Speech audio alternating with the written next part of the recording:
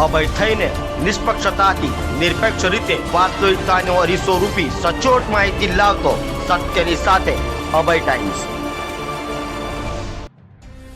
સુરતના ઉત્તરાયણ પોલીસ મથકમાં અંકલેશ્વરના માધવ પ્રિયદાસ સ્વામી સહિત 3 સામે કરોડોની ઠગાઈની ફરિયાદ નોંધવામાં આવી છે।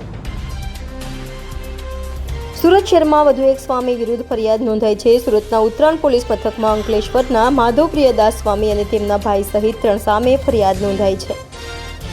ફરિયાદમાં વેપારીએ જણાવ્યું હતું કે સ્વામી અને તેમના મળતિયા મારફતે પઠાણી ઉઘરાણી કરવામાં આવતી હતી। લેબગ્રૂમ મશીનનો સોદો રદ કરી સ્વામી અને બિલ્ડર ભાઈએ વેપારી પાસેથી 1.97 કરોડ પડવાયા હતા।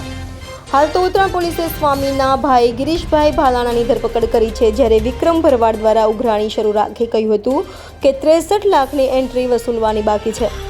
હાલ આ સ્વામી વિરુદ્ધ રાજકોટમાં પણ જમીનની મેટરમાં ગુનો નોંધાયો છે। તો વર્ષ 2022ના મે મહિનામાં 2 મશીનો તૈયાર થયા હતા। આથી મશીનની પૂજા કરવા સંતો આવ્યા હતા અને થોડા દિવસો પછી ડિલિવરી લેવાની વાત કરી હતી। હાલ તો ઉત્તરાયણ પોલીસે આ મામલે વધુ તપાસ હાથ ધરી છે।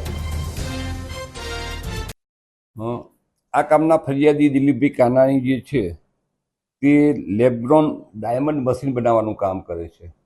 આ કામના જે 2 આરોપી જે છે એ ગિરીશભાઈ અને માધવ પ્રિયદાસ સ્વામી એ બંને આ કામના ફરિયાદીને ત્યાં એમની ફેક્ટરી ત્યાં ઉપર મળેલા અને એમને ત્યાં 5 મશીન એમને ખરીદ કરવા છે એ પ્રમાણે વાત કરીને સોદો નક્કી કરેલો અને એ પછી એમાંથી એમને 3 મશીનનો સોદો રદ કરાવેલો અને એ પછી એ બાકીના 2 મશીનનો પણ સોદો રદ કરાવેલો અને એમને જે એના 1.90 લાખ રૂપિયા આપેલા હતા એ બદલીમાં એમને એમની પાસેથી વધારાના 1,97,50,000 રૂપિયા એમને વધારે લીધા અને એમાં જે વિક્રમ ભરવાડ કરીને જે છે એને આ કામના ફરિયાદીને એવું કહ્યું એમ કે ભાઈ તમે અમને સમયસર અમારા પૈસા પાછા નથી આપ્યા એમ, જેથી અમને નુકસાન ગયું છે અને અમે અમારા આ જે કંઈ છે એ તમારે આટલા ઉપરના પૈસા આપવા પડશે એમ કરી અને વધારાના 1,57,50,000 રૂપિયા લઈ જવા છતાં આ કામના જે ફરિયાદી અને સાહેદો જે છે એમને અવારનવાર